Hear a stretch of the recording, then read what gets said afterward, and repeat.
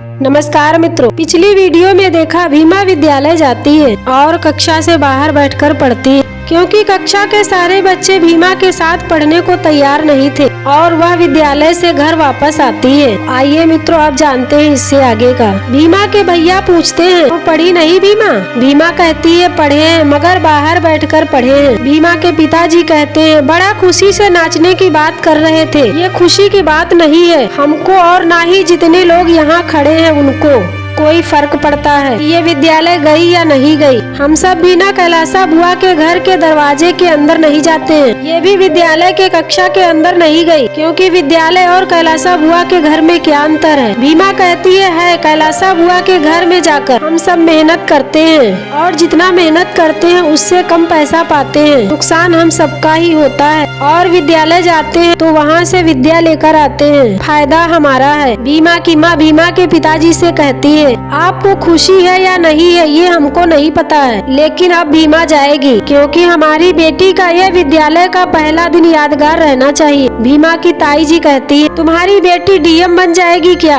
भीमा की माँ कहती है इसीलिए तो कह रहे हैं यादगार बना दीजिए ये दिन, ताकि भीमा को याद रहे, डीएम बने तब भी और ना बने तब भी। भीमा के भैया कहते हैं बजाइए चाचा। छबीला चाचा नहीं नाचेंगे तो हम नाचेंगे और दिल खोल कर नाचेंगे क्योंकि हमारी बहन गई थी विद्यालय पढ़ने। भीमा की माँ कहती है आज एक तरह से भीमा का नया जन्म हुआ है, बजाइए ना जन्मदिन की खुशी समझकर। बजाइए। भीमा के पिताजी बजाते हैं और भीमा के भैया नाचते हैं। भीमा के ताऊ जी गुस्सा से अपने बेटे को थप्पड़ मारते हैं और कहते हैं अगर इस घर में जो एक को नाचने के लिए मना किया गया है तो मतलब घर का नियम है और सबको ये नियम मानना होगा। अगर छबीला नहीं नाचेगा तो तू भी नहीं नाचेगा। और वह वहाँ से चले जाते हैं। इधर कैलासा बुआ के घर में बुआ जी का पोता कहता है पिताजी वो भीमा बहुत ढीठ है, इतनी बार बेइज्जत होती है फिर भी किसी की नहीं सुनती है। पवन के पिताजी कहते हैं वो छोटी बिरादरी वाले ऐसे ही होते हैं, लेकिन हम लोग बड़ी बिरादरी वाले हैं और हम लोग अपने आत्म सम्मान को ऊपर रखते हैं, इसीलिए अपने आत्म सम्मान की रक्षा करने के लिए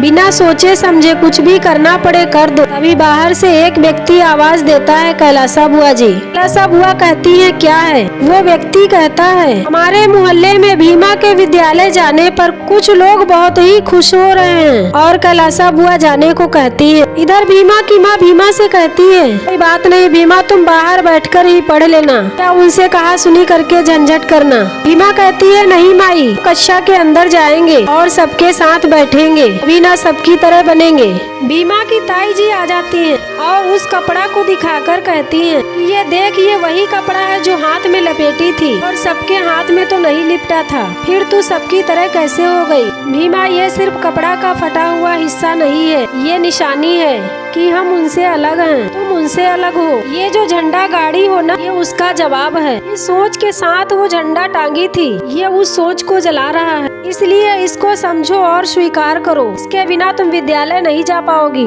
भीमा उस कपड़े को जला देती है। भीमा की माँ कहती है ये क्या की भीमा?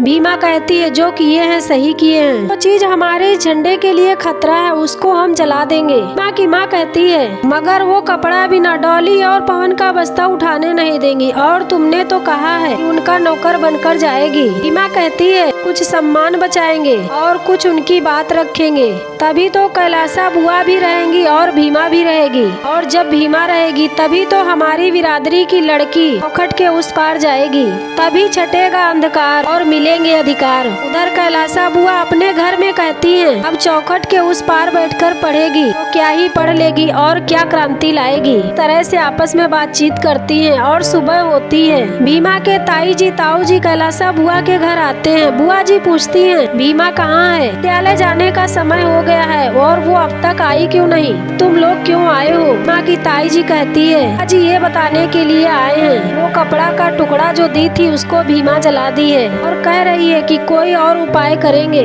और भीमा भी अपने घर में परेशान होती है और कहती है समय हो चुका है, अब क्या करे माई? कैलासा बुआ का बड़ा बेटा कहता है हम तो अपने बच्चों को छोड़ आएंगे, लेकिन तुम लोग उस भीमा को रोकोगे विद्यालय जाने से। भीमा कहती है इसकी जरूरत नहीं पड़ेगी। वो एक डंडा लेकर आती है। कैलासा बुआ कहती है ये क्या है? भीमा कहती है हम आपका बस्ता नहीं छुएंगे, इस पर टांग कर ले जाएंगे, टांगिए। कैलाशा बुआ टांगने को कहती है। बुआ का छोटा बेटा कहता है, भीमा जब कपड़ा बांधने से काम चल रहा था तो ये किस लिए? भीमा कहती है, दूसरों की चुनौती में अपनी सहूलियत नहीं ढूंढेंगे तो जीवन का रास्ता कैसे सरल कर पाएंगे। और वह वहाँ से चली जाती है विद्यालय के लिए। अभी एपिसोड नंबर 26 समाप्त हो जाता है। तो ये जानकारी आप लोगों को कैसी लगी कमेंट कीजिएगा और हमारे चैनल को लाइक और सब्सक्राइब कीजिएगा। जय भीम, जय भारत, जय संविधान।